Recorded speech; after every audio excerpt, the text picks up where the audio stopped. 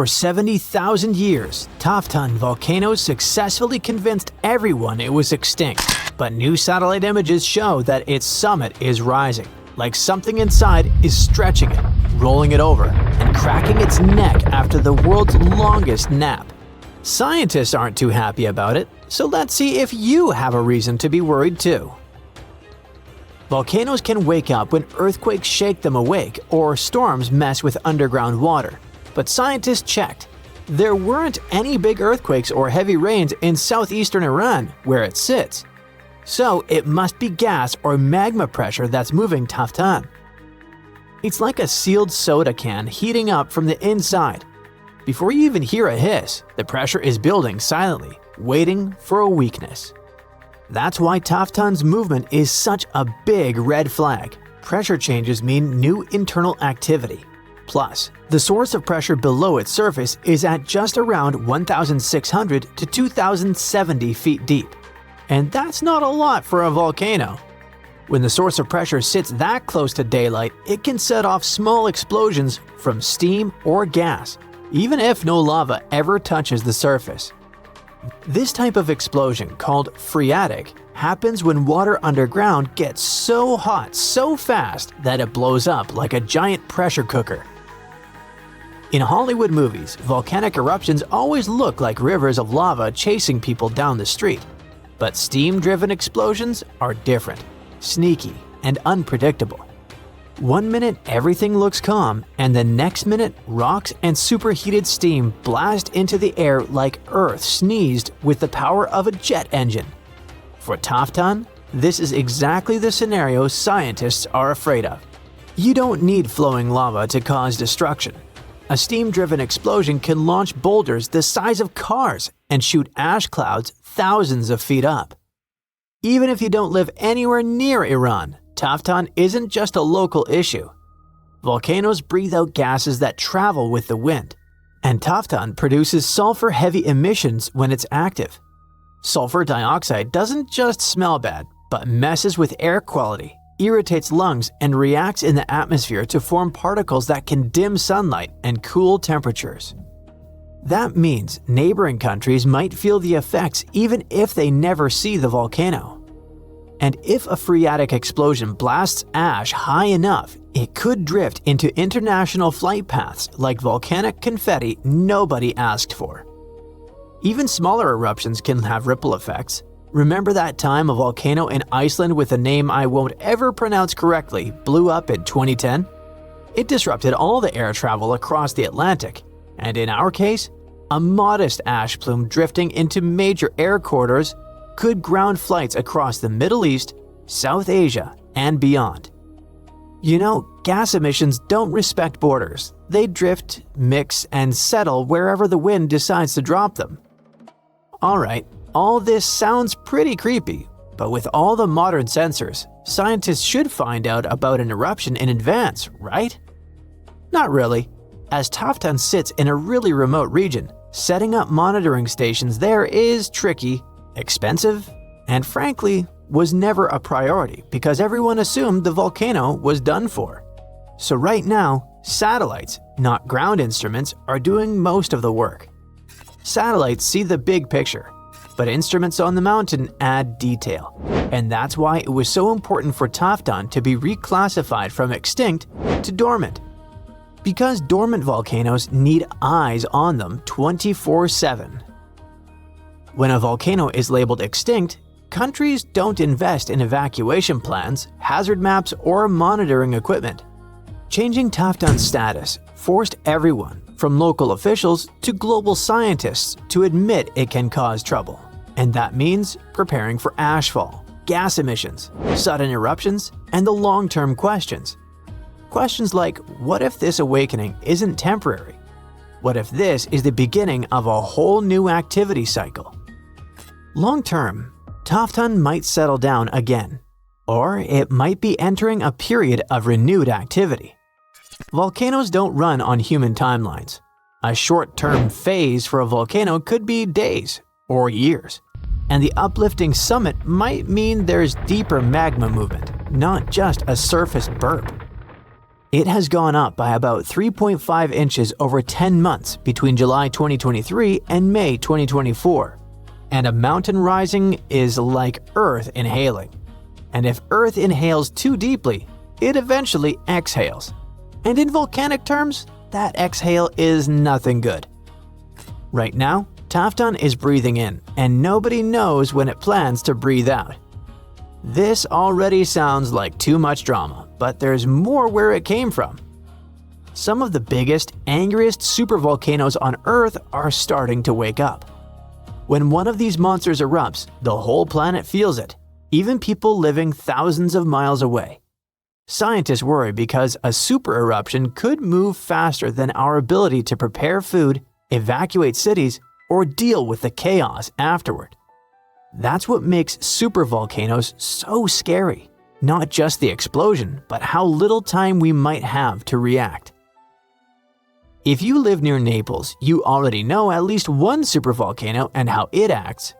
Streets crack, steam leaks from the earth, the harbor fills with sediment, and swarms of small earthquakes rattle windows like underground thunder.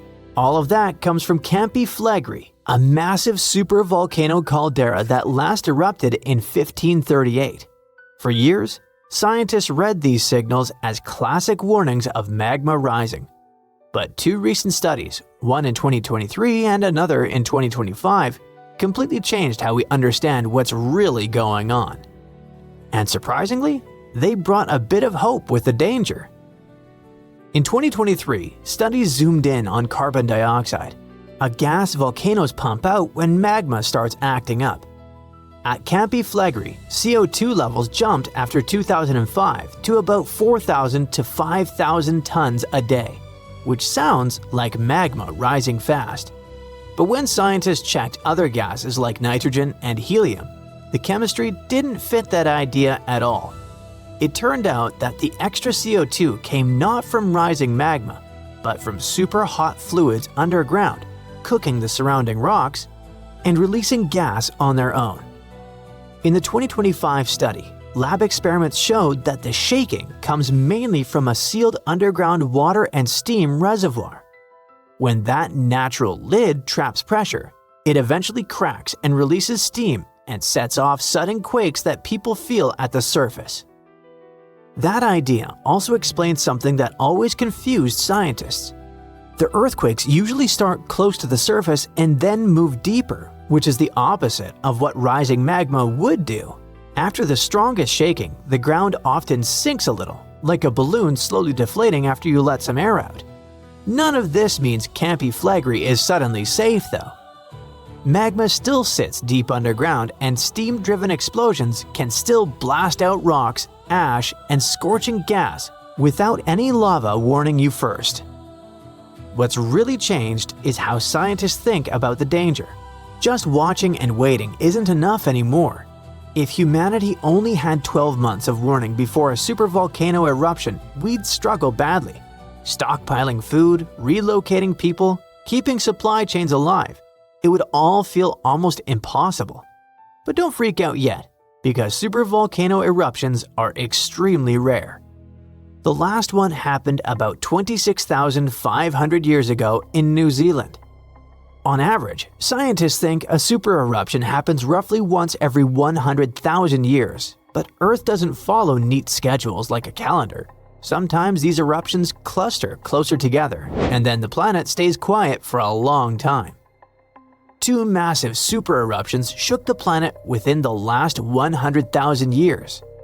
About 74,000 years ago, Indonesia's Toba volcano blew up with such force that it blasted ash across Asia, lowered the temperatures around the world, and may have pushed early humans to the brink of extinction.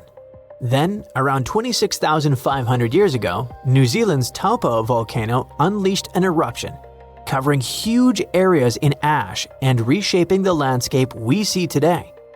There's always a chance another super eruption could arrive earlier than we expect. That uncertainty is what keeps scientists awake at night. Get ready, because one of the Pacific Ocean's most active volcanoes might blow any minute now. Scientists monitoring Axial Seamount, a gigantic underwater lava factory just off the coast of Oregon. say it could erupt literally any time between today and early 2026 at the latest. Yes, it's underwater, but don't get tricked by the ocean's cover. This beast is almost 3 times taller than the Empire State Building. This volcano is inflating like a souffle at a Michelin-starred restaurant, and scientists are so excited they will live stream it. Seriously! So here's the thing. This volcano will explode at any moment now because, well, it's inflating fast. Over the past few months, researchers have noticed that the seafloor is literally rising. It's like Axial is doing its best impression of a waterbed filled with molten rock. Scientists call this inflation, which sounds like something you'd complain about after Thanksgiving dinner. But in volcano terms, it means magma is piling up underground, causing the seafloor to bulge like a souffle that's this close to collapsing. Now, an underwater volcanic eruption might not sound so exotic. After all, most volcanic activity on Earth happens under the sea. Believe it or not, there are more than 1 million submarine volcanoes quietly churning lava beneath the waves as you watch this. The ocean floor is Earth's biggest volcanic hotspot. What makes axial seamount so thrilling is that it's under intense scientific surveillance, unlike any other underwater volcano. It's like the star player in a volcanic reality show, with a network of ocean-bottom instruments giving researchers real-time updates on magma movements, seismic tremors, and crust deformation. In fact, Axial Seamount hosts the world's first-ever underwater volcanic laboratory. Scientists have been keeping a constant eye on it since the 1990s, when they installed sensors that now relay live data straight from the seafloor. This kind of monitoring is unheard of elsewhere and has turned Axial into a geological celebrity, one whose behavior we can track with remarkable precision. Besides, Axial is hilariously predictable. It erupts roughly every decade, and right on cue, it's gearing up for another performance. By mid-2024, it had inflated to nearly the same level as before its last eruption, which means the countdown is on. Scientists are so confident in its schedule that they've set up a volcanic advent calendar, waiting for the day when Axial decides to pop. But hold on, Axial Seamount isn't just your average underwater volcano. It's got style, personality, and a geological identity of its own. Now, most underwater volcanoes, called seamounts, tend to look like cones or flattened domes. Axial laughs in the face of tradition with its unfashionably rectangular caldera, a 2-by-5-mile crater that looks like it was designed by a geologist with a ruler and a grudge against curves. Most volcanoes opt for the classic circular look, but Axial, it went full avant-garde. This caldera is punctuated by fissures, vents, lava channels, and mysterious dome-like structures that rise hundreds of feet high. It's like the volcano's wearing a funky geometrical crown instead of the usual rounded hat. What's more, Axial's location is like prime real estate for geological fireworks. It sits right where 2 major forces collide, literally. First, it's on the Juan de Fuca Ridge, an underwater mountain range formed where 2 tectonic plates are slowly pulling apart, like a zipper being undone. Second, it's perched atop the Cobb Hotspot, a deep mantle plume that acts like Earth's sneaky magma espresso machine, pumping molten rock from deep inside the planet and fueling a whole chain of seamounts. To put it plainly, it's like the tectonic plates are reluctant dance partners, sliding away from each other, while the Cobb Hotspot acts as the DJ, turning up the heat and keeping the magma party going. This dual influence creates a complex plumbing system inside the volcano, with magma chambers filling, draining, and shifting in ways scientists are still trying to decode. The competition between the spreading plates and upwelling magma is what gives Axial its unique geological fingerprint, and it's also why this volcano keeps surprising us. Now, we said that Axial Summit isn't just a crater. The truth is that inside, the action gets even weirder and cooler. Well, hotter, but you get it. Axial hosts black smoker hydrothermal vents, which blast superheated water at temperatures exceeding 700 degrees Fahrenheit. This is no ordinary underwater hot tub. These vents create one of Earth's most extreme environments, where bizarre creatures thrive in total darkness and scalding heat. Giant tube worms, crabs, colonies of bacteria, And even octopuses live off the mineral-rich plumes that gush from these vents, forming ecosystems completely independent from sunlight and photosynthesis. It's like an alien world beneath the waves, thriving off the volcano's fiery breath. These vent communities are crucial to science, not just because they're strange, but because they may resemble the earliest ecosystems on Earth. Some researchers believe life on our planet may have originated in similar deep-sea hydrothermal environments billions of years ago. Studying them could also help us search for life on icy moons, like Europa and Enceladus, where similar vents might exist beneath their frozen surfaces. When axial erupts, it's like a natural reset button for these communities. The lava wipes everything out, but within months, life comes roaring back.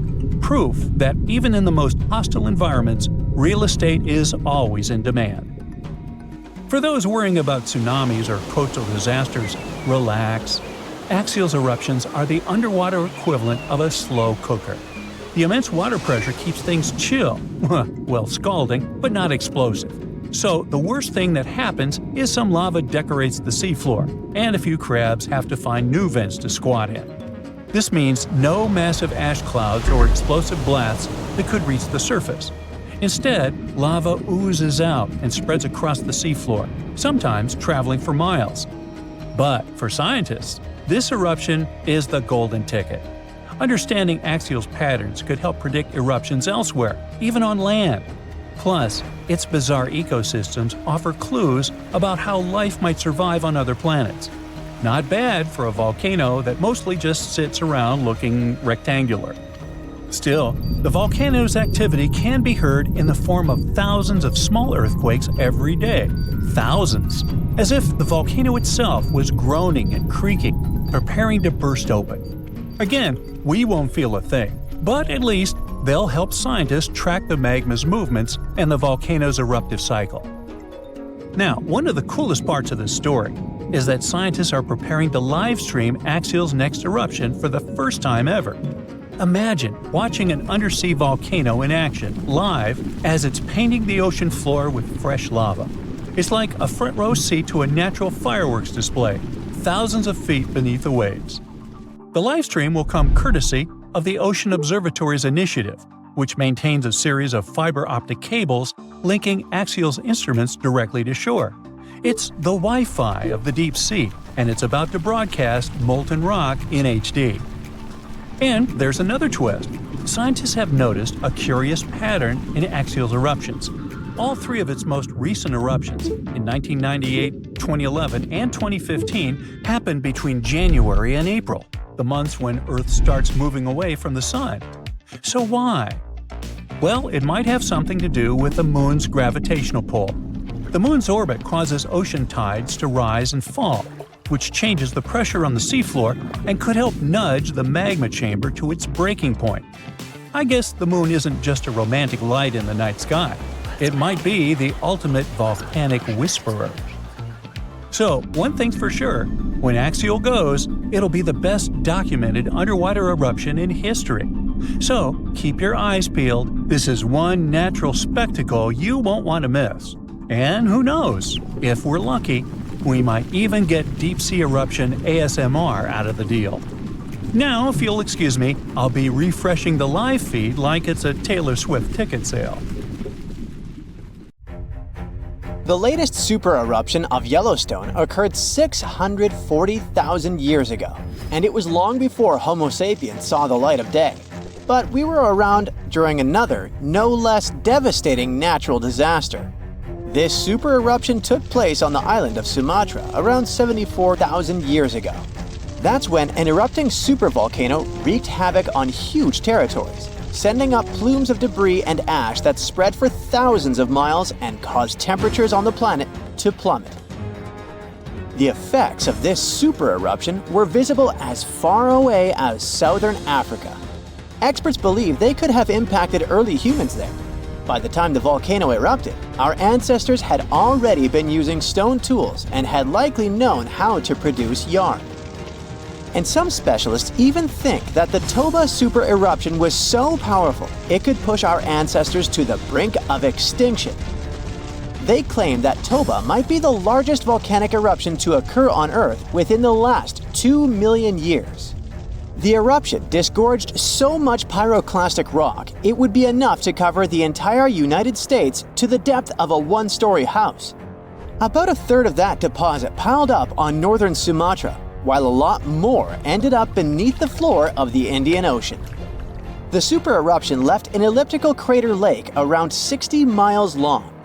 The caldera is so large it's hard to feel that you're indeed in a volcano. Pumice deposits from the eruption remain in the canyon walls and go deep below the ground. There aren't many arguments about the amount of pumice and ash involved in this disaster. At the same time, experts aren't sure how much sulfur ended up in the atmosphere. Even some sulfur layers in the polar ice could be potential candidates, but so far, scientists haven't found any connection between them and Toba.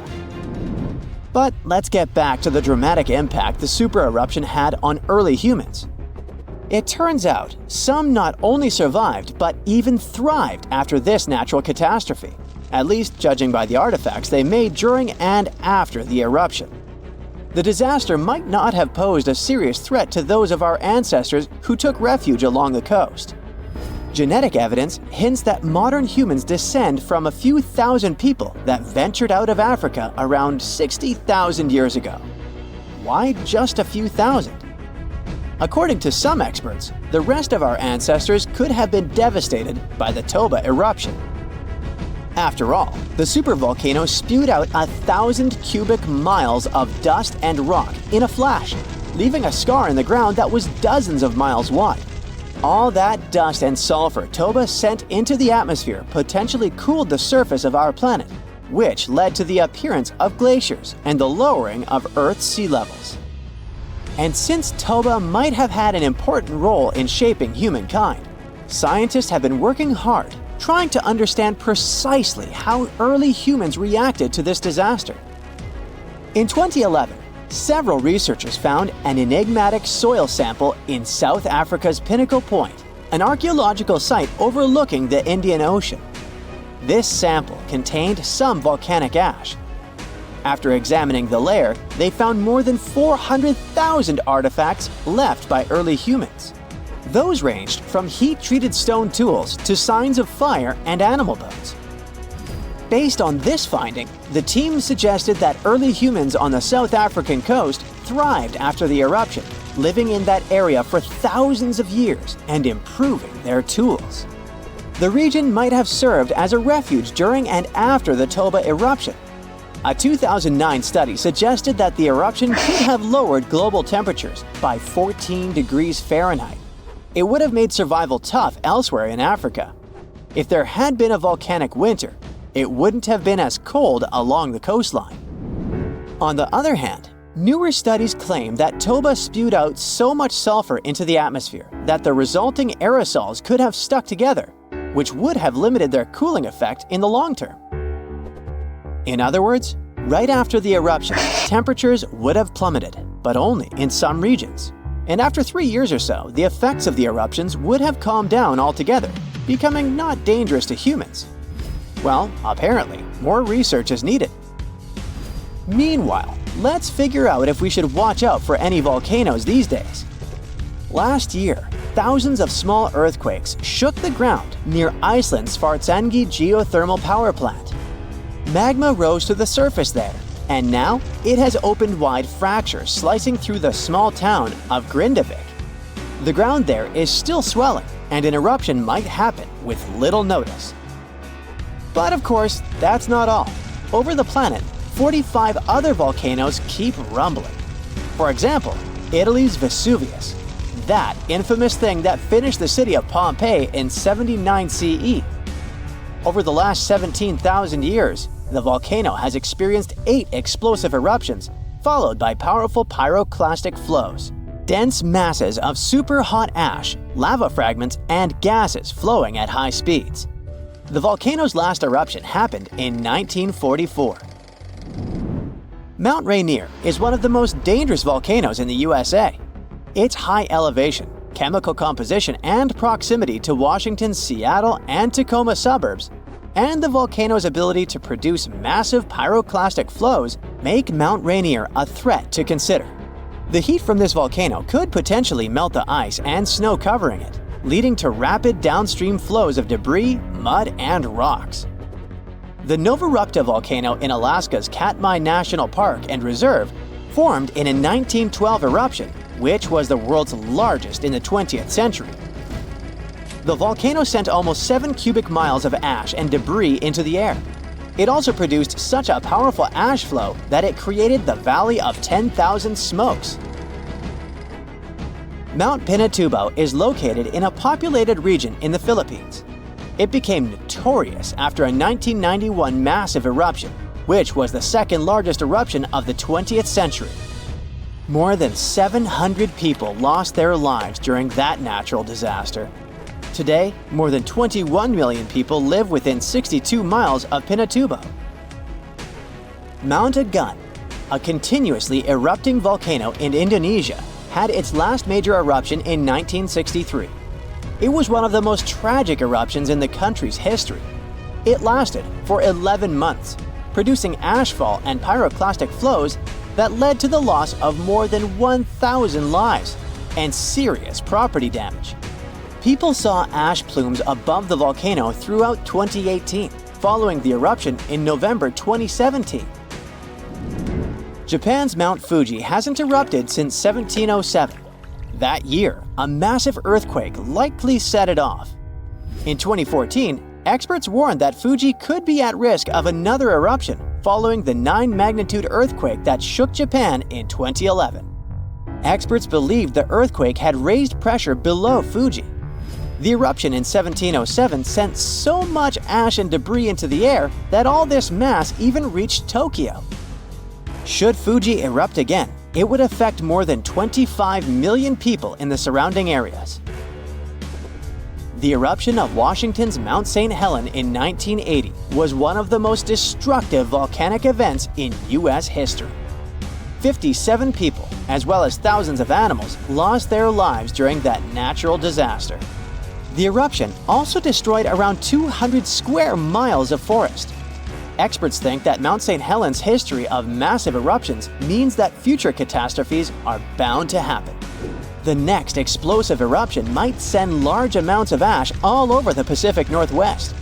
No wonder the volcano is under close monitoring. One of Indonesia's most active volcanoes, Mount Merapi, has been erupting for centuries. NASA claims that the biggest risk of this volcano is pyroclastic flows, which can spread over vast areas and harm loads of people. For the last time, Merapi erupted in January 2024, sending plumes of smoke into the air. These days, more than 24 million people live in the area surrounding this volcano. On January 26, 1700, one of the biggest earthquakes in history hit off the coast of the United States. It had a magnitude of 9, which puts it in the top 10 most powerful earthquakes ever recorded. This earthquake triggered a huge tsunami and changed the coastline all the way from southern British Columbia down to northern California forever. Back then, the area wasn't very populated, but thanks to some clever research, scientists figured out exactly what happened that day by looking at old geological records, tree rings, and even some history from Japan. On the same day as the earthquake, a massive tsunami also hit Japan's eastern coast. For a long time, no one connected the two, but in the 1980s and 90s, researchers realized the tsunami in Japan had been caused by the earthquake in the Pacific Northwest. They were also able to pinpoint the exact day, January 26, 1700. They even found old trees in coastal Washington that had all perished around the winter of 1700, which matched up perfectly with the timing of the earthquake. The earthquake came from the Cascadia subduction zone, a fault where the Juan de Fuca plate slides under the North American plate. This fault stretches about 700 miles, from northern Vancouver Island in British Columbia to Cape Mendocino in California.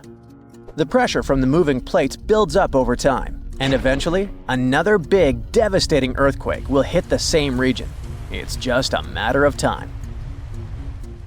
By looking at the geological records, past tsunami deposits, and signs of land level changes, scientists can figure out how often these huge earthquakes happen.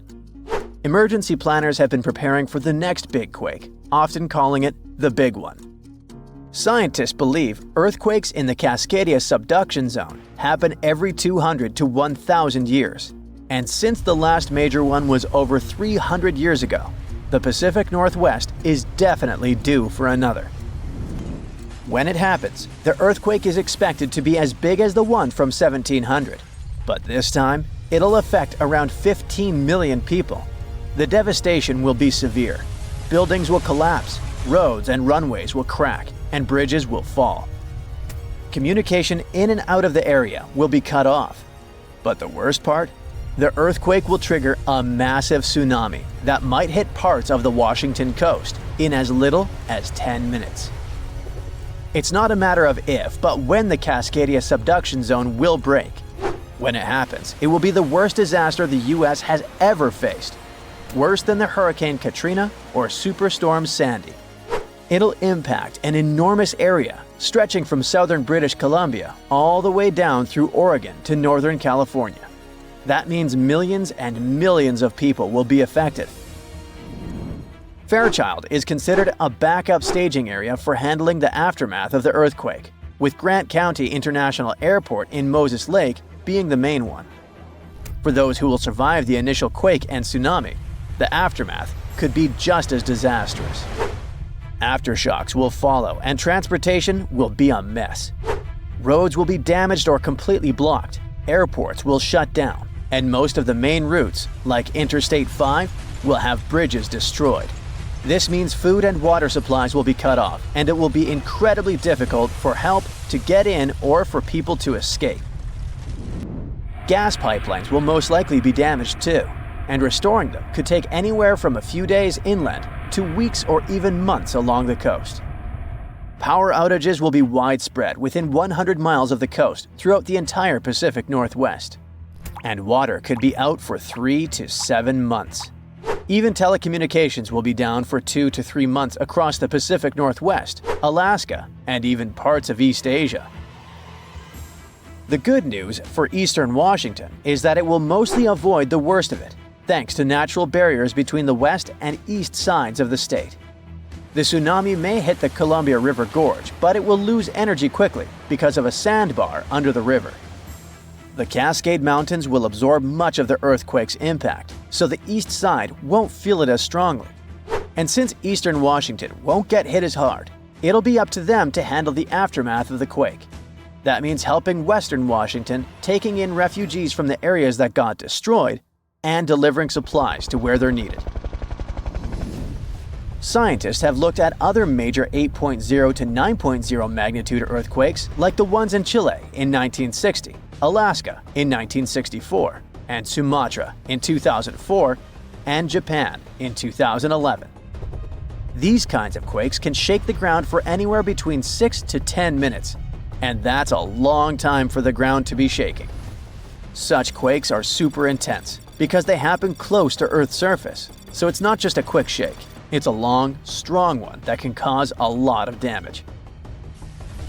If the Cascadia earthquake and tsunami were to hit tomorrow, over 13,800 people could lose their lives, and about 107,000 people could be injured. The economic toll in Washington, Oregon, and California could top $70 billion. To put that into perspective, we can compare these numbers with some other major earthquakes. In Chile's 1960 earthquake, about 1,650 people lost their lives. The 1964 Alaska quake resulted in around 140 lives lost. The 2004 Sumatra earthquake and tsunami took the lives of an estimated 280,000 people. And the 2011 Japan earthquake and tsunami caused over 20,000 casualties. Authorities know about the dangers of the Cascadia fault, but even with all the planning, no one can say for sure what will be needed when the big quake hits. Right after the earthquake and tsunami, The areas outside the immediate disaster zone won't be able to help much because roads and airports will be destroyed, and resources will be limited. How can we deal with this kind of disaster and its effects? We don't have all the answers yet. Right now, let's focus on the Cascadia subduction zone. It's a huge fault line that stretches about 620 miles from Vancouver Island to Cape Mendocino in California, sitting about 93 miles off the coast. It's like one tectonic plate is slowly sliding under another.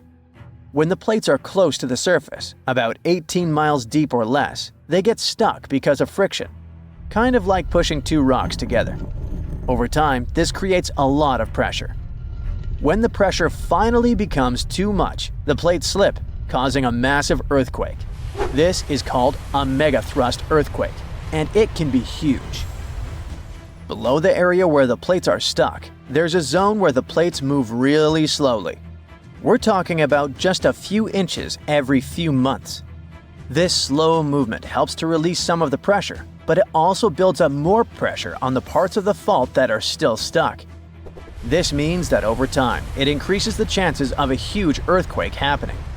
These massive quakes, called Great Subduction Zone earthquakes, can be stronger than magnitude 8.5. Megathrust earthquakes are the biggest earthquakes that happen. They can go over a magnitude of 9.0, which is insanely powerful. Just to put it in perspective, a magnitude 9.0 earthquake releases 1,000 times more energy than a 7.0 and 1,000,000 times more energy than a 5.0. These earthquakes happen when a lot of pressure builds up in a part of the fault that's locked, which means the plate can't move past each other. When that pressure gets too high, the fault finally ruptures, releasing all that built-up energy in one massive shake. The Cascadia subduction zone is super long. That's why if it were to rupture all at once, it could produce a large earthquake. Scientists have studied this region and found that about 18 miles below the surface, the fault is completely locked. The plates there aren't sliding past each other. But deeper down, the plates start to slide more smoothly, causing less friction. This is important because it tells us how much stress is building up in that locked zone, and how it could eventually lead to a major earthquake. The floor is lava! Haha, just kidding. But honestly, it's kind of falling apart. You might not feel it yet, but a huge part of North America has already lost 37 miles worth of rock from its foundation. And no, this isn't about earthquakes or giant sinkholes. It's about the continent losing pieces of the very thing that keeps the ground from wobbling around like a bad carnival ride. A team of researchers has just dropped a geological bombshell. Part of North America's ground is thinning out like a very sad, very slow ice cream drip. How do they know? They basically gave Earth a high-tech full-body MRI and created 3D maps showing how rocks once considered indestructible are now melting away into the planet's guts, like an upside-down cheese pizza inside an oven. But to really understand this mess, you first have to meet my old friends, cratons. Cratons are like the roots of the continents. They're thick, tough, and ancient. We're talking billions of years old. These bad boys survived meteor impacts, supervolcanoes, and even the tectonic movement of plates. If the plates got into fistfights, for example, you can bet we would see mountain ranges being born. If they got a divorce, drifting apart from each other, then a whole new ocean would be born. All of these things leave scars on the surface of Earth, but the cratons seem to always remain unfazed, like the cockroaches of geology. And since a craton can basically get punched in the face and feel nothing, scientists always assumed these things were nearly indestructible. But then, a group of researchers took their fancy machines to the test and realized that, wait, the cratons are falling apart? How? Enter the Farallon Plate, a really ancient tectonic plate that started to slide under North America's major plate over 100 million years ago. This is a pretty normal process, actually. It's called subduction, and it's how Earth recycles rocks and keeps itself from overheating. This subduction thing has been happening for so long that, by now, the Farallon is almost 400 miles away from the craton, sitting pretty chill at the lower mantle, weirdly close to the outer core of our planet. But the Farallon has been causing trouble, like that one roommate who moved out but keeps leaving weird stuff in the fridge. You see, as it sinks, it tugs on the bottom of North America's foundation, stretching it out and causing pieces to fall off into the deep mantle. And if that wasn't enough drama, the sinking Farallon has also leaked water and carbon dioxide into the surrounding rocks, making the craton even softer and easier to shred apart. Thanks, Farallon. Very cool of you. By studying hundreds of earthquakes across thousands of monitoring stations, scientists have confirmed the story. Big chunks of continental material are dripping downward, thinning the craton by as much as 37 miles. That's more missing rocks than can fit into a milk carton. Sounds dramatic, right? But don't worry. This is happening at a snail's pace. It'll take millions of years for anything noticeable to happen. Your great-great-great-great few grandkids from the distant future might still be standing on solid ground. But don't get too comfy. This thing may not be an urgent problem, but there's another type of sinking that's happening faster than you can say, "Help!" Here's the thing.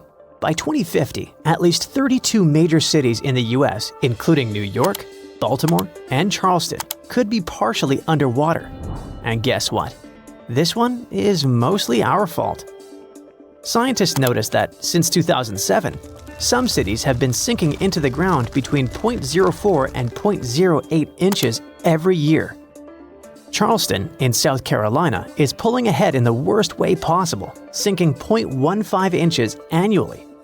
Sure, these numbers sound tiny and a bit ridiculous, but Charleston is barely 9 feet above sea level. And a little sinking goes a long way when the ocean is breathing down your neck. On really bad flood days, people there have to abandon their cars and basically swim home. This whole phenomenon is called land subsidence. And when you mix sinking land with rising sea levels, you get a disaster cocktail of flooded streets, salty farmland, ghost forests, and a lot of very cranky homeowners. And it doesn't stop with just homes. Infrastructure like bridges, roads, airports, and power plants, all things we rely on daily, are also at risk of serious damage. Flooded electrical grids and sunken highways could cause billions more in economic losses and create major safety hazards for communities. Now, let's be fair. Not everything is humanity's fault. Some of this trouble dates all the way back to the Ice Age. About 12,000 years ago, massive ice sheets covered the northern US. They were heavy, like seriously heavy. The weight pushed the land down, and when the ice melted, the ground didn't just pop back up like a trampoline. Instead, it started playing a weird game of geological seesaw. The places that were squished started rising, and the places that weren't got pulled down. This whole process, called glacial isostatic adjustment, try to say that 3 times fast. But of course, humans found a way to make it worse. Groundwater extraction is a major culprit. Think of it like pulling the stuff out of the mattress. After a while, the whole thing just sags. In places like California's Central Valley, the land is dropping by up to 8 inches a year because we keep pumping out water during droughts. In cities like New York, the problem isn't just water. Skyscrapers themselves are making it worse. Yep, turns out if you stack millions of tons of concrete and steel onto soft ground, it tends to flatten. And in case you're wondering, the total mass of New York City's buildings is around 1.68 trillion pounds. That's about the same as 3.5 million statues of liberty piled up. With so much weight concentrated over a relatively small area, the underlying soils have no choice but to compress over time. And if you thought it couldn't get messier, think again. We've been building dams, which stop rivers from delivering fresh sediment to coastal areas. That sediment is kind of like Mother Nature's way of fluffing the ground back up. Without it, coastal lands are compacting like an old sponge. Plus, when wetlands are drained for agriculture or construction, the peaty soil dries out and collapses. Honestly, it's like the ground just can't catch a break. Scientists also noticed that the areas that used to be lush wetlands are now among the fastest sinking spots in the country, especially along the Gulf Coast. Louisiana, for example, is losing about a football field of land because of this mix of subsidence and rising seas. So what's the end game here for us regular people who just want to live above sea level? Well, it's not looking great. Ghost forests, which are basically drowned woodlands, are popping up. Farmland is turning salty and unusable.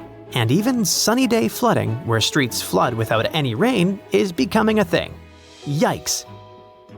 Meanwhile, over on the West Coast, California is not exactly winning either.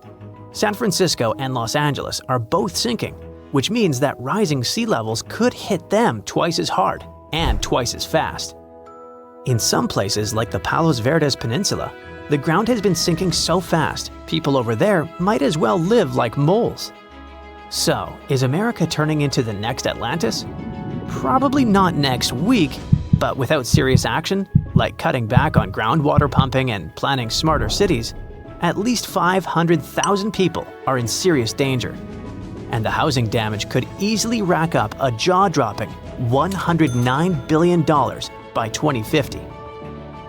In the end, while North America isn't about to sink like a poorly made souffle, it's definitely showing some cracks in the crust. So maybe let's ease up on groundwater pumping, rethink how and where we build, and invest a little more in keeping our feet dry. After all, if the floor really does become lava someday, we're gonna wish we had at least fixed the leaks first. At first, researchers thought their cameras were glitching. It was the only possible thing that could explain the weird view in front of them. Scalding water was blasting upward while cool methane was fizzing out right beside it. Such a combo wasn't supposed to even exist, but it did. Scientists were exploring the ocean floor near Papua New Guinea when they stumbled across a weird deep-sea hotspot. It wasn't like any other hotspot. There, super hot and cool methane-packed gas were bubbling out almost side by side. This almost never happens in nature, so the researchers were pretty shocked. They were cruising around with a deep-diving robot, the Rove Keel 6000, poking around underwater volcanoes in a remote island chain. These volcanoes hide all sorts of strange features, but nobody expected to find a full-on hydrothermal vent just tucked down there. Plus, other research trips had passed through the area before and missed it completely. This time, the robot's cameras lit up the seafloor and revealed a bizarre view: boiling vents and cold gas seeping out of the seabed. They were practically touching each other. As you understand, normally these two things show up in totally different places.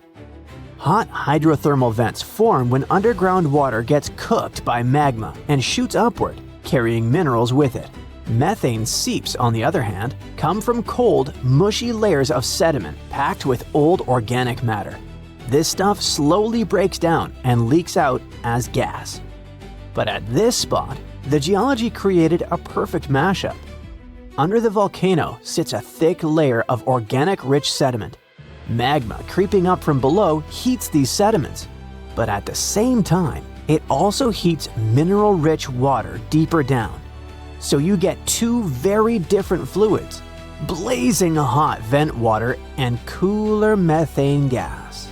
Still, both are traveling upward through the same cracks in the seafloor. When they reach the surface, they escape just inches apart. So you end up with this bizarre little neighborhood where boiling mineral water and chilly methane bubbles are hanging out like best buddies. To ocean scientists, this is like discovering a unicorn that can also fly. It's weird, rare, and super exciting. An even more exciting thing is that right next to those weird hot and cold vents, an entire mini world of creatures has taken over the rocks. The place is packed with huge clusters of deep-sea mussels, long tube worms, little shrimp, and amphipods crawling everywhere, and even bright purple sea cucumbers sitting out in the open. The animals are so crowded together that it's hard to even see the rock underneath. Scientists are pretty sure some of these creatures are totally new to science, but they need a special trip just to identify everything living there. The strange mix of hot fluids and methane-heavy gas also changes the rocks themselves. The methane down there is super concentrated, while hot water coming from deeper inside the volcano brings chemicals with it. Together, they create unusual reactions underground. Because of this, metals like gold and silver have built up in the rocks, along with elements like arsenic, antimony, and mercury. It's like a chemical time capsule.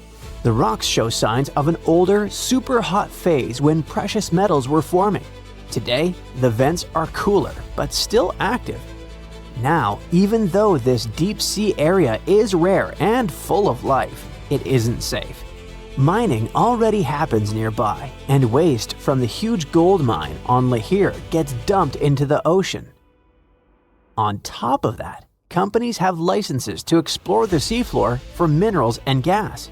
All of this puts the fragile vent community in danger because many of the animals here can only survive in these exact conditions. So scientists are urging for more research and strong protection plans before this one-of-a-kind ecosystem is damaged beyond repair. This underwater treasure needs to be saved before industry wipes it out. This discovery, though, isn't the only unique ecosystem we've ever found. In January 2025, a gigantic iceberg named A84, roughly the size of Chicago, cracked off Antarctica's George VI ice shelf. This ice shelf is enormous on its own, stretching about 280 miles from end to end and about 820 feet thick. During the Antarctic summer, which is November through late February, the top of the ice shelf melts and forms long, skinny pools called ribbon lakes. They got that name because they really do look like giant icy ribbons stretched across the surface.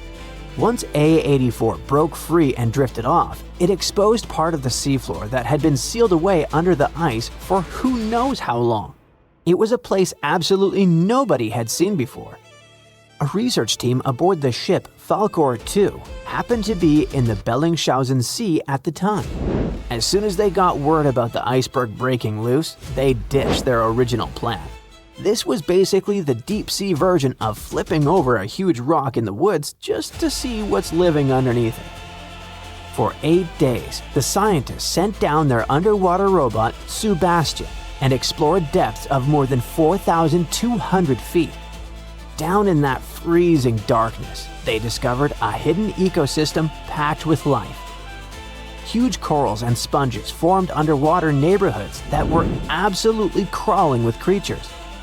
They were not just barely alive, they were thriving. So yeah, the scientists expected to find something down there, but they definitely didn't hope to spot a full-on underwater city of ancient life. There were sea anemones that looked like tiny fluffy trees, sea spiders marching around like creatures from other planets, ice fish, octopuses, and a whole mix of other animals. The entire expedition was live-streamed to researchers around the world. By the way, the recordings are still publicly available if you're interested. Even cooler, the researchers think some of the creatures they saw might actually be brand new species. That's right, genuinely new species in Antarctica in 2025. A few might live only in this one area, and that makes sense because Antarctica is basically its own isolated planet. It's surrounded by the Antarctic circumpolar current, which acts like a giant watery moat that has kept the continent cut off from the rest of the world for millions of years. But even if the new species ended up being known ones, the scientists still found some extremely rare animals, like tiny snails, bristly worms, aka polychaetes, little crustaceans, and even the mysterious phantom jellyfish, which already looks like something from outer space. The scientific name for the phantom jelly is Stygiomedusa gigantea, but no one really needs that mouthful, so giant phantom jelly is fine. This thing is massive. Its bell, the umbrella-shaped top, can be more than 3 feet wide. It also has 4 long ribbon-like arms that can stretch up to 33 feet. That's the length of a school bus. Actually, the first one was collected in 1899, but scientists didn't even realize it was a completely new kind of jellyfish until 60 years later. Its body is mostly see-through with a ghostly purple tint, and instead of normal tentacles, it uses those big flowing arms to grab prey and feed itself. Even though jellyfish don't have brains, the way this giant phantom jelly moved caught scientists off guard. It seemed to steer its long arms with surprising control, especially when it drifted through tight spaces near the seafloor. It looked cautious and almost intentional, which is kinda unsettling. Another maybe kinda sorta smart creature lurking in the dark ocean? Great. The researchers also found bristleworms. Officially, they're called polychaetes, but bristleworms sounds way more fun. These worms are common in cold, deep oceans and come in tons of shapes and sizes. Their bodies are made of segments lined with tiny bristles that help them crawl, sense the environment, and defend themselves. One standout is the Antarctic scale worm, which has shiny golden bristles that make it look surprisingly fancy for a creature living in freezing darkness.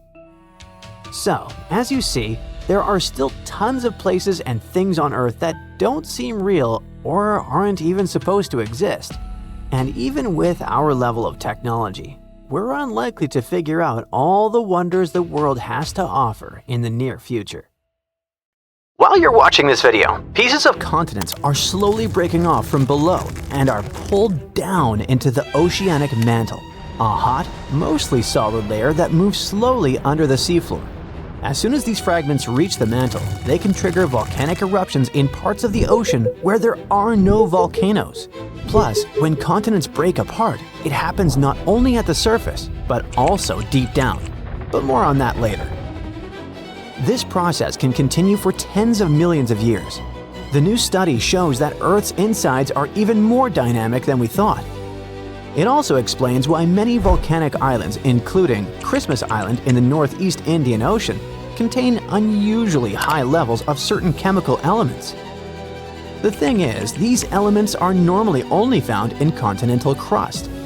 Well, scientists did suspect that these elements showed up because some powerful forces deep inside the Earth took old, recycled pieces of rock and mixed them into the mantle. This process works a bit like when you mix together ingredients for cake batter. But before, researchers believed those elements came from 2 main sources: sediment that sank into the mantle as oceanic plates got pushed down, or from mantle plumes.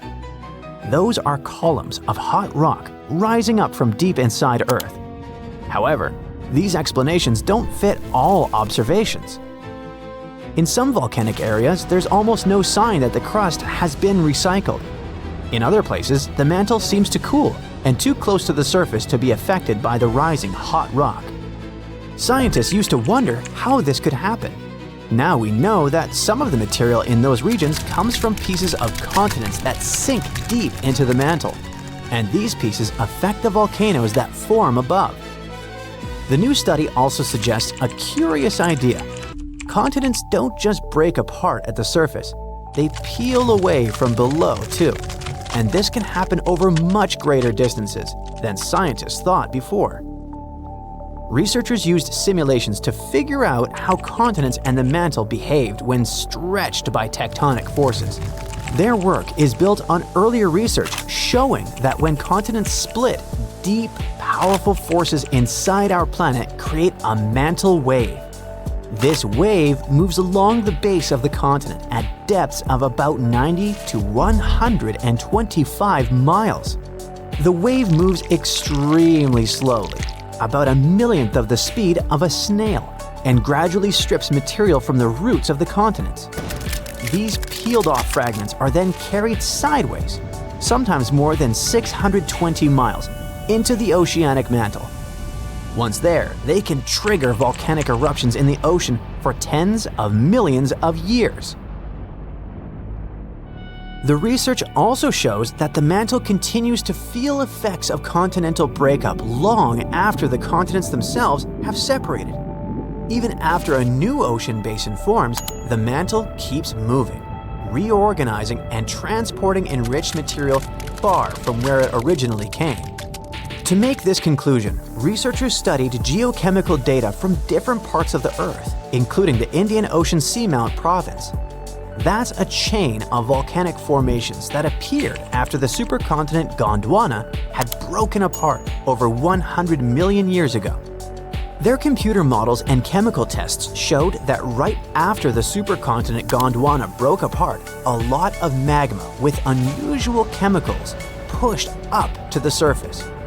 Over millions of years, this chemical signature slowly faded as less material came up from under the continent. The most unexpected discovery is that this happened without any help from those deep, hot columns of rock scientists used to think were needed. Now, to get an even clearer picture, let's sneak a peek into our planet's insides. Earth is about 4.6 billion years old. It was born from a huge cloud of dust and gas that slowly cooled, shrank, and hardened into the planet we know today. As it cooled, heavy metals like iron and nickel sank to the center, and lighter, rocky materials floated upward. This created the Earth's layered structure, with each layer having its own unique properties. The crust is like Earth's skin. It's our planet's outermost layer, made of solid rock. It's broken into huge pieces called tectonic plates that slowly drift over time. There are two kinds of crust: oceanic crust and continental crust. The oceanic crust is about 4 to 6 miles thick. It's covered with a thin layer of sediments like sand, clay, and shells. Below that are dense rocks like basalt, rich in magnesium. As for the continental crust, it's thicker than oceanic crust and is located under continents. It's made of lighter rocks than oceanic crust. Beneath the crust is the mantle. It makes up more than 75% of Earth's volume. The top of the mantle is pretty rigid, but deeper down it becomes soft and partially molten, which allows it to flow slowly. This flow is what moves the tectonic plates. At the center of the Earth lies the core. It's made mostly of iron and nickel and has two distinct layers, the outer core and the inner core. The outer core is a liquid layer of iron and nickel. It's insanely hot, up to 10,800 degrees Fahrenheit, as hot as the surface of the sun. The outer core also generates Earth's magnetic field, which protects us from harmful solar radiation. The inner core is solid because of the crushing pressure inside the planet. It's also made of iron and nickel. Now, the Earth's outer shell, called the lithosphere, is made up of the crust and the uppermost part of the mantle. It's broken into large pieces, called tectonic plates. There are a few super large plates and many smaller ones. 6 of the major plates are named after the continents they carry, like the North American, African, and Antarctic plates. But even those smaller plates play an important role. For example, the tiny Juan de Fuca plate is responsible for many of the volcanoes in the Pacific Northwest of the United States. The plates are moving like a jumble of old conveyor belts. They move very slowly, about 1 to 2 inches per year. But over millions of years, this movement shapes the face of our planet. Most earthquakes, volcanoes, and mountain building happen where plates meet, pull apart, or slide past each other. There are 3 main types of plate boundaries: convergent, when plates move toward each other; divergent, when plates move apart; and transform. That's when plates slide sideways past each other. When tectonic plates collide, the crust crumples and buckles, forming mountain ranges. About 55 million years ago, India crashed into Asia, slowly creating the Himalayas, the tallest mountains on Earth. The collision continues today, so the mountains are still rising. Mount Everest, the highest point on Earth, may even grow a tiny bit taller over time. At some convergent boundaries, an oceanic plate dives under a land plate in a process called subduction. The land above lifts up, forming mountains, and the sinking plate melts and triggers volcanic eruptions. This is how some mountains in the Andes of South America were formed. When two oceanic plates collide, one usually slides beneath the other, creating deep ocean trenches, like the Mariana Trench in the North Pacific, the deepest point on Earth. These collisions can also form underwater volcanoes that eventually rise above the ocean and turn into island chains, such as Japan. At divergent boundaries, tectonic plates move away from each other. In the oceans, magma from deep in the mantle rises to fill the gap. This creates underwater mountains and volcanoes along the seam. This process renews the ocean floor and slowly widens the ocean basins. By the way, a single mid-ocean ridge system connects all the world's oceans, making it the longest mountain range on Earth. On land, when plates pull apart, they form giant valleys, such as the Great Rift Valley in Africa. If this stretching continues over millions of years, East Africa could split off to become a new landmass. One famous example of transform boundaries is the San Andreas Fault in California. Unlike convergent or divergent boundaries, transform boundaries usually don't create mountains or oceans, but the grinding motion can cause powerful earthquakes, such as the 1906 earthquake that destroyed much of San Francisco. It was April 2025 when geologists went back to Yellowstone's Norris Geyser Basin for the first time this year. And while doing their usual check, they realized that something was different this time. Where there used to be just a boring patch of ground, now there was a giant hole, about 13 feet wide, filled with weird, milky, light blue water. Everyone was terrified. Was it the sign that the Yellowstone supervolcano was ready to erupt? If so, it would be a worldwide disaster, the kind that destroys cities. According to the U.S. Geological Survey, if such an eruption occurred, the after effects would be felt all over the world. To start, the areas immediately surrounding Yellowstone would experience pyroclastic flows. That's the lava that erupts out of a volcano, including a high-density mix of volcanic gas, ash, pumice, and hot lava blocks. Those flows would destroy everything they touch, and an eruption of Yellowstone would send them into Wyoming, Idaho, and Montana. Areas further away from Yellowstone would escape the flows, but they would experience falling ash. It would come down heavily in the states closest to the epicenter. The ash would be especially dangerous for anyone breathing it in. The weight of the ash would also pose a serious threat. It would smother crops and collapse buildings as it piles up. Tragic consequences would be countless, but we'll talk about them later, because soon after the discovery, the weird pit surprised even experts. Geologists found rocks scattered everywhere. Some were about a foot across, and all of them were dusted with gray mud. This mud matched the walls of the new spring. It was like the place had simply exploded, but nobody had actually seen it happen. The team checked old satellite images to figure out when it appeared. In December 2024, the ground was totally normal. By January 6, 2025, a little dip had formed. And by February 13th, that water-filled hole was finally there.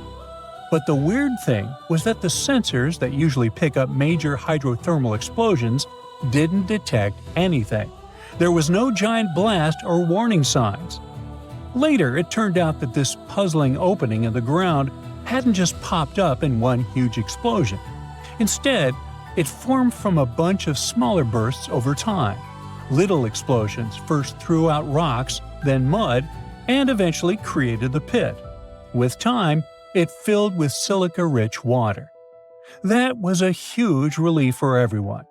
Yellowstone sits on a supervolcano, and its big explosions are a nightmare scenario. Luckily, this time, it was just a slow-building, small-scale explosion. It was dramatic, sure, but totally manageable. You see, Yellowstone National Park is full of geysers, hot springs, and all kinds of natural landscapes. But under the surface, things get incredibly intense, all because of the supervolcano. Now, supervolcanoes are often extremely large. They often have no cone at all since they're typically the remains of gigantic magma chambers. Once, those chambers flared up, leaving behind a caldera. They're usually located over hot spots. It's no surprise that supervolcanoes can produce super eruptions, and when they do it, they blow more than 240 cubic miles of ash, molten rock, and hot gases up into the air. In other words, 4 super eruptions could fill the Grand Canyon to the brim. Supervolcanoes form when huge volumes of scorching hot magma escape from deep underground. This magma rises close to the surface but can't break through Earth's crust. So, a pressurized pool of bubbling magma gathers at a depth of only several miles. The pressure keeps growing because more and more magma is trying to get to the surface. And then, bang, a super eruption occurs. Now, back in 2015, researchers at the University of Utah mapped out the main magma chamber of the Yellowstone supervolcano and were shocked by its size. And then, they found another one below it. Together, these underground magma pools could hold enough molten rock to fill the Grand Canyon 11 times.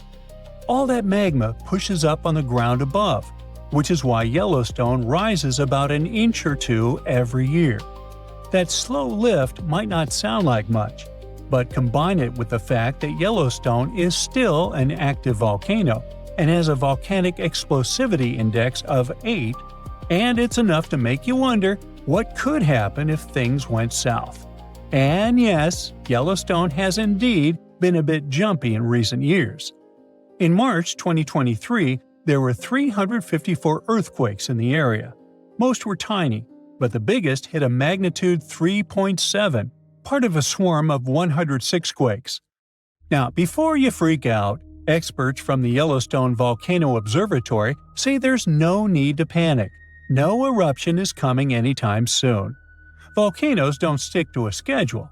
Just because Yellowstone hasn't erupted in a long time doesn't mean it's about to blow. The park is stable for now, but scientists are keeping a close eye on everything underground, the quakes, the rising ground, and even temperature changes, just to be safe. The superhot plume of magma, a hotspot under Yellowstone, has been churning for 17 million years. The Earth's crust slowly moved over it, making the hotspot leave a trail of volcanoes stretching more than 450 miles along the Snake River Plain. Most of those ancient ones are now buried under layers of lava and sediment. In just the past 2.1 million years, Yellowstone has unleashed 3 cataclysmic eruptions, so massive they managed to reshape the land. Each explosion sent pyroclastic flows, rivers of searing hot rock, ash, and pumice racing outward for miles. The debris piled up in layers hundreds of feet thick, some forming solid lava-like rock. When those eruptions emptied the underground magma chambers, the roof collapsed, forming the massive calderas we see today. Even after those mega eruptions, Yellowstone didn't stop. Between 180,000 and 70,000 years ago, enormous rhyolite lava flows, sometimes over 144 cubic miles, poured out. Some flows followed north-south vent lines. The West Yellowstone flow erupted around 110,000 years ago. The Nez Perez Creek flow followed 160,000 years ago. If you stand at Madison Junction on the caldera's northwest rim, you can see it, a cliff that formed when the Lava Creek Tuff eruption collapsed the land 640,000 years ago. And inside the caldera, you'll see the hardened lava flows snaking across the floor. Figuring out when a supervolcano might blow is like being able to read nature's warning signals. Thousands of years before a massive eruption, the heat underground starts building, and the magma chambers become like ticking pressure cookers. Little signs start showing up. Gas bubbles escape as the pressure shifts, and earthquakes shake the ground. The land above slowly rises. Cracks appear. Hot springs and geysers start acting up, heating even more than usual.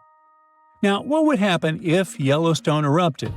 Remember those pyroclastic flows we talked about before? They can contain two parts: the lower flow of the hot lava that moves at ground level, and a cloud of ash that follows above the lava level. So the two of them would devastate huge areas. The ash would even reach Europe within 3 to 4 days of the eruption, but it wouldn't be so bad there. After that, it would only take around 2 to 3 weeks before cooler temperatures set in around the globe, all thanks to the sulfur gas that would get to the upper atmosphere after the eruption. Scientists predict that global temperatures would drop by up to 10 to 12 degrees. These consequences could last for 6 to 10 years, putting an end to monsoons, which could cause widespread famine in Asia. Scared? Well, don't be. The good news is that scientists don't believe that the sleeping giant under Yellowstone National Park will wake up in our lifetime. Experts say the next Yellowstone eruption won't likely happen for hundreds of thousands of years. And even then, it may not be that bad, because scientists have discovered that the magma lurking within Yellowstone is actually split up amongst 4 different chambers. Not only that, but some of the reservoirs of magma are likely to cool down and solidify, lessening the chances of an eruption. So, while an eruption does sound like it would change the landscape of the world, it's very unlikely to happen anytime soon. If all the volcanoes on Earth suddenly erupted together, it'd be loud. We'd also have around 1,500 of these formations bursting at once. Now, normally it's just 10 to 20 volcanoes that are active each day. But what would the world look like if they all blew their tops simultaneously? Geologists think it wouldn't be pretty. Even if only the land volcanoes erupted together, it would set off a chain reaction way worse than anything we've ever seen before. The two big problems would be ash and volcanic gases.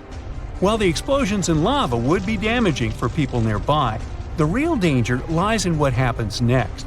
A thick layer of ash would cover the planet, blocking out sunlight completely. No sunlight means no photosynthesis, which means crops would fade away and temperatures would drop considerably. And all this ash cloud could remain in our atmosphere for up to 10 years. Now, ash aside, there's also acid rain to worry about. Volcanic gases like hydrochloric acid and sulfur dioxide would mix with the atmosphere and fall back down as acid rain. This type of weather would harm the groundwater and ocean surfaces. Even if humans would find a way to survive up to this point, we'd have no corals and no other sea creatures around. Scientists have seen similar events in Earth's history at a smaller scale. Big volcanic eruptions have been linked to mass extinctions. When Mount Pinatubo erupted in 1991, it cooled parts of the world for 2 years. But the extra carbon dioxide from these eruptions could also heat the planet, the same way we turn our stoves to broil for that extra crispy layer on our casserole. Geologists also mentioned that there's evidence in our atmosphere that stuff like this may have happened in the distant past. During the Cretaceous period, carbon dioxide levels were way higher than today, which made it difficult for marine life to thrive. Who would survive all this? Probably just some extremophiles, these organisms that survive in harsh conditions like hot springs or deep undersea vents. As for humans, we could all lay low in underground bunkers until things clear up, or build multiple space stations that could fit us all. Yeah, right.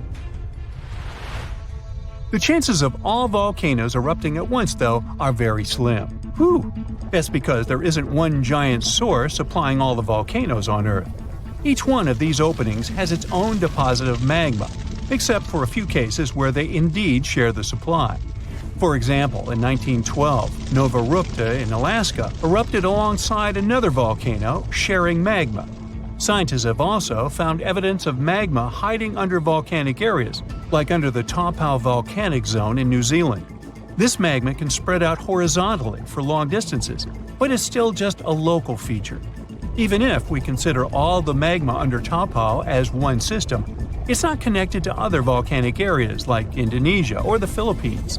Because the great majority are isolated, volcanoes can't sync up to erupt at once. The magma comes from different processes like mantle decompression or adding water to the mantle through subduction. There's no way to make all these different volcanoes erupt together because of how tectonics work. Now, that doesn't mean we won't see interesting volcano activity in the future. Take an underwater area near British Columbia, where recently about 200 small earthquakes per hour have been noted. Deep beneath the Pacific Ocean floor, off the coast of Vancouver Island, magma is set to erupt, heating the water so much that it'll bubble like soda. However, this event will likely go unnoticed by anyone other than scientists. The anticipated eruption will most likely happen around 3 miles below the ocean surface. Scientists explain that the earthquakes range from negative to 4.1 magnitude, meaning only those nearby would feel any tremors. This unusual activity gives us a rare opportunity to study how the Earth's crust forms. The magma beneath the ocean floor is estimated to be almost 1,500 degrees Fahrenheit, but will cool rapidly upon eruption and contact with water. This runny rock will solidify upon contact with the seafloor, turning black quickly. This event will be useful for biologists too, who will have the opportunity to study the marine animal's response to any changes, like run! Antarctica, often seen as a vast icy continent, also holds a volcanic surprise beneath its frozen surface. Researchers have identified over 130 under the western ice sheet alone, making it the largest volcanic region on Earth. Most of these volcanoes, about 90, were only recently discovered in 2017. But could any of these Antarctic volcanoes actually erupt? Well, it depends on which volcano we're talking about. While these formations are relatively young in geologic terms, it's hard for scientists to tell if they're still active or not. There are only 2 confirmed active volcanoes in Antarctica, Deception Island and Mount Erebus. The latter, standing tall as the highest peak on the continent, has been continuously erupting since at least 1972. It's known for emitting gas and steam, and sometimes even throwing out rocks in what are called strombolian eruptions. One of its most notable features is a persistent lava lake in its crater, a rare phenomenon due to specific conditions needed to keep the surface molten. For instance, it's fueled by a steady supply of magma from deep within the Earth's mantle. This continuous inflow of molten rock provides the material for the lava lake to exist. It also features low ambient temperatures. Despite its location in Antarctica, Erebus has relatively mild temperatures in its summit region because of the heat generated by the volcanic activity. This allows the lava lake to remain liquid rather than freezing over. Deception Island, another active volcano, last erupted in the 70s. While it's currently not showing signs of imminent eruption, it's being monitored closely for any concerning activity. Apart from these 2 being confirmed to be active, Antarctica is dotted with fumaroles, openings in the Earth's crust that release gases and vapors. Sometimes these fumaroles can create icy towers reaching heights of 10 feet. What we should focus on is maybe supervolcanoes. They're this type that has the potential to produce the most massive and destructive eruptions. Unlike the typical one, which has a single vent, supervolcanoes have a vast magma chamber beneath the surface, spanning tens or even hundreds of miles in diameter. Their eruptions can have catastrophic effects on the surrounding area and even impact global climate patterns because of the amounts of ash and gases they spill out into the atmosphere.